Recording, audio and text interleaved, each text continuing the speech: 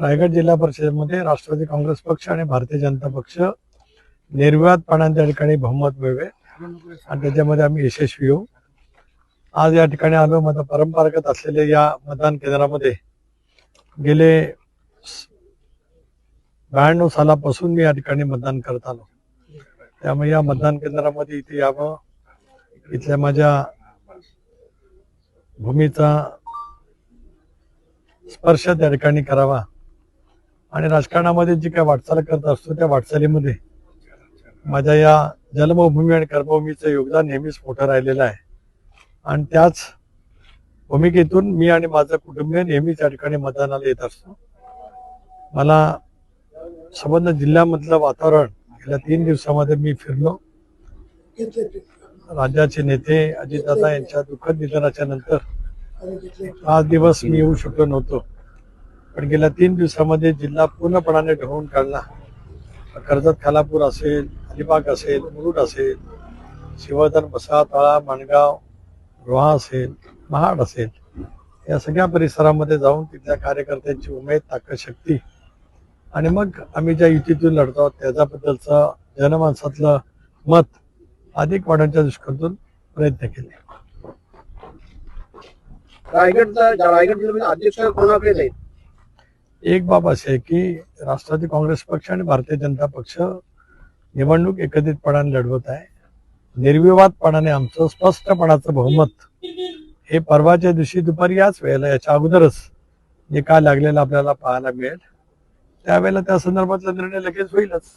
Doctor Babasaheb आंबेडकरांनी दिलेल्या संविधानामध्ये प्रत्येक राजकीय पक्षाला आपापलं मत मांडण्याचा नक्कीच त्या ठिकाणी अधिकार असतो. त्यामुळे दोन्ही हे अलिबागचे नेते आहेत, त्यामुळे त्यांच्या या विधानावर ते अधिक भाष्य न केलेलं माझ्यासारख्या छोट्याशा कार्यकर्त्यांनी बरं. खरं तर रामदासभाई कदम हे शिवसेनेचे नेते आहेत, त्यांनी देखील तुमच्यावरती टीकास्त्र टाकलेलं आहे. ते म्हणते की आंदोलनांना तुम्ही फसवलं आणि आता राष्ट्रवादी काँग्रेस पक्ष.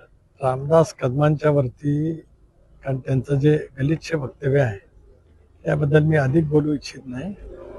कारण दगड चिखलामध्ये मारणं म्हणजे आपल्या अंगावरती चिखल ओढून घेणं.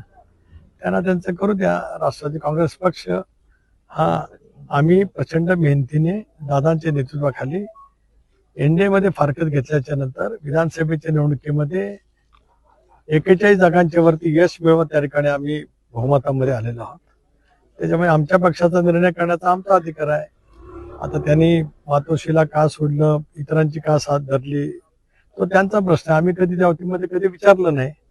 आता अंतुले साहेबांचं दीर्घकाळ नेतृत्व, त्यांचे आशीर्वाद माझ्यासारख्या कार्यकर्त्याला मिळाले. त्यामुळे कधीही अंतुले साहेबांच्या बद्दल माझ्याकडून एकदाही कटुतेचा शब्द ना यापूर्वी आला, उद्याच्या तर भविष्यामध्ये येण्याचं काही कारण नाही. कारण आमची संस्कृती ही वडीलधाऱ्यांचा आदर, जनमानसामध्ये काम करत असतानाच प्रत्येक सर्वसामान्य माणसाचा योग्य तो आदर, हे गेल्या 45 वर्षाची माझी राजकीय आयुष्याची शिदोरी असल्यामुळे कोण काय बोलते याच्याकडे मी फारसं लक्ष देत नाही. एवढ्यासाठीच जनतेचं पूर्णपणाचं पाठबळ गेल्या या माझ्या राजकीय वाटचालीमध्ये पूर्णपणाचं त्या ठिकाणी मिळालेलं आहे. हसन मुश्रीफ जरूर पक्षाचे वरिष्ठ नेते आहेत, कारण आम्ही सर्वांनी म्हणून दादांच्या नेतृत्वाखाली एनडीएमध्ये जाण्याचा निर्णय त्या ठिकाणी घेतलेला आहे. शेवटी या विषयाची चर्चा आम्ही सखोलपणाने करू. 10 तारखेला मुंबईला मंत्रिमंडळाची बैठक आहे, त्यावेळेला उपमुख्यमंत्री म्हणून वहिनी त्या ठिकाणी येतील. त्याच्यानंतर आम्ही या विषयावरती चर्चा नक्कीच त्या ठिकाणी करू. कदाचित मग ते दिल्लीमध्ये सुद्धा येऊ शकतील. माननीय राष्ट्रपती महोदयांची भेट, पंतप्रधान महोदयांची भेट, राज्यसभेच्या त्या सदस्य आहेत, मग त्याच्याबद्दलची जी काय वैज्ञानिक जबाबदारी असेल त्या संदर्भातला असेल, आम्ही योग्य वेळेला बसून त्यातला निर्णय नक्कीच करू. सुनेत्र वहिनी या निर्णय घेतील का? म्हणजे त्यांच्याकडे ही सगळी निर्णय प्रक्रिया असणार आहे की तुमच्या कोर कमिटीमध्ये विलीनीकरणाच्या संदर्भात पुन्हा चर्चा होईल? एक असं आहे की आम्ही नेहमीच ज्या वेळेला 23ला निर्णय घेतला तो आम्ही एकत्रितपणाने बसून घेतला. वहिनी आमच्या विधिमंडळ पक्षाचे नेते आहेत, पक्षाच्या सुद्धा नेते आहेत.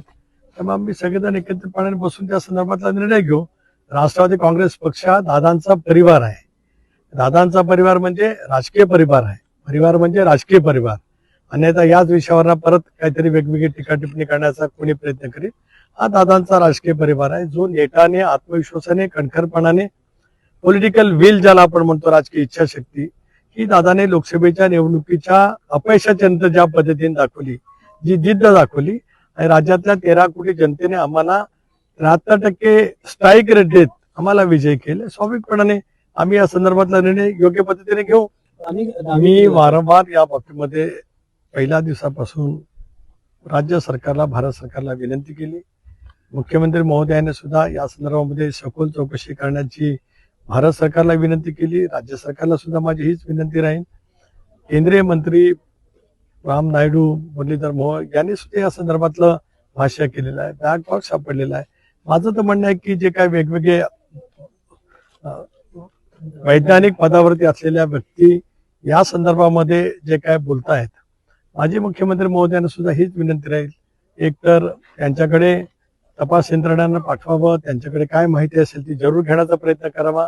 आणि या सगळ्या संबंध महाराष्ट्राला आणि देशाला एका दुर्धर प्रसंगातून दादांचं अकाली जाणं हे महाराष्ट्रात आणि देशभरामध्ये सुद्धा एक तऱ्हेचं धक्कादायक होतं.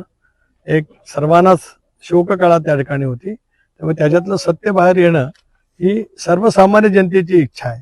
आणि त्याच्यामुळेच जे काही नेते विधानं करतायत की त्यांनी असं झालं असेल, तसं झालं असेल, तर तपास यंत्रणेने सुद्धा त्यांच्याकडे संपर्क करावा. मुख्यमंत्री महोदयांना माझी विनंती राहील की असे जे वक्तव्य करतात ते सगळे वरिष्ठ नेते आहेत, वैज्ञानिक जबाबदारी पाळणारे नेते आहेत. त्यामुळे त्यांच्याकडची जी माहिती असेल ती आपण त्या ठिकाणी घ्यावी आणि मग तपास यंत्रणा करत असेल तपास, त्यांची माहिती त्या दिशेने त्यांना घेता येईल. कारण राज्यातल्या जनतेला लवकरात लवकर, देशातल्या जनतेला लवकरात लवकर या संबंध झालेल्या दुर्दैवी विमान अपघाताचं सत्य कळलंच पाहिजे. राष्ट्रवादी काँग्रेस पक्षाची भूमिका आहे. तटकरे साहेब, विनाकारण आपण वेगवेगळे संदर्भ लावणं अयोग्य आहे. रोज संध्याकाळी संबंध पवार परिवार ज्या वेळेला सांत्वनासाठी सगळी जनता त्या ठिकाणी येत असते, राज्याच्या देशाच्या कानाकोपर्यंत असतात, त्यावेळेला ते संध्याकाळच्या वेळेला त्या ठिकाणी असतात. आणि परिवारामध्ये चर्चा होणं याच्यामध्ये गैर वाटण्याचं काही कारण नाही. शेवटी त्या अशा प्रसंगातल्या चर्चा किंवा बोलणं, संवेदना मनामध्ये ठेवून हे आपल्या परंपरेला किंवा आपली जी काही आतापर्यंतची ज्या वेळेला दुःखद घटना घडतात, एखादी घरातला वेगळा प्रसंग असतो, त्यावेळेला कुटुंब एकत्रितपणाने बोलत असतं. त्यामुळे त्याच्यात कोणालाही वागवं वाटायचं विनाकारण आपण वेगवेगळे संदर्भ लावणं अयोग्य आहे. रोज संध्याकाळी संबंध पवार परिवार ज्या वेळेला सांत्वनासाठी सगळी जनता त्या ठिकाणी येत असते, राज्याच्या देशाच्या कानाकोपर्यंत असतात, त्यावेळेला ते संध्याकाळच्या वेळेला त्या ठिकाणी असतात. आणि परिवारामध्ये चर्चा होणं याच्यामध्ये गैर वाटण्याचं काही कारण नाही. शेवटी त्या अशा प्रसंगातल्या चर्चा किंवा बोलणं, संवेदना मनामध्ये ठेवून हे आपल्या परंपरेला किंवा आपली जी काही आतापर्यंतची ज्या वेळेला दुःखद घटना घडतात, एखादी घरातला वेगळा प्रसंग असतो, त्यावेळेला कुटुंब एकत्रितपणाने बोलत असतं. त्यामुळे त्याच्यात कोणालाही वागवं वाटण्याचं काही कारण नाही. कसं आता रोहित पवारांनीच हा पक्ष वाढवलेला असल्यामुळे आता आम्ही ज्या वेळेला 41 जागा जिंकलो त्याच्यात त्यांचे कठोर परिश्रम आहेत. आणि आम्ही निर्णय वेगळा घेतल्यापासून ते नेहमीच दादांच्या वरती स्तुतीसुमनं करत आलेले होते. दादांनी म्हणजे त्यांच्या काकांनी घेतलेला निर्णय त्यांना अधिक प्रिय होता असे त्यांच्या अनेक वक्तव्यातून 2023 पासून संबंध महाराष्ट्राने, संबंध वाहिन्याने अनुभवलेला आहे. त्यामुळे स्वाभाविकच त्यांचा अधिकार मोठा आहे. आम्ही महायुतीमध्ये आहोत. महायुतीमध्ये भारतीय जनता पक्षाचे इंडियाचे आम्ही घटक आहोत. त्या संदर्भातला निर्णय आम्ही करू. उद्या उद्धव बाळासाहेब ठाकरे या पक्षामध्ये कोणाला काय करायचं हा सल्ला देण्याचा आमचा अधिकार नाही आणि आम्ही कधी त्या विषयावरती बोलत नाही. राऊत साहेबांनी त्यांची प्रकृती लक्षामध्ये घेता थोडंसं इतरांच्या पक्षामध्ये टोकण्याचं काही कारण नाही. राजकीय पक्षांना जे काही त्यांना विचार असतात, कारण सकाळी 9 वाजल्याच्या नंतर त्यांची सुरुवात होत असते, त्यांचा दिवस चांगला जावो परमेश्वराकडे प्रार्थना. टाइम्स डिजिटलला लाईक करा, शेअर करा, सबस्क्राईब करा आणि बेल आयकॉन दाबायला विसरू नका. Times digital.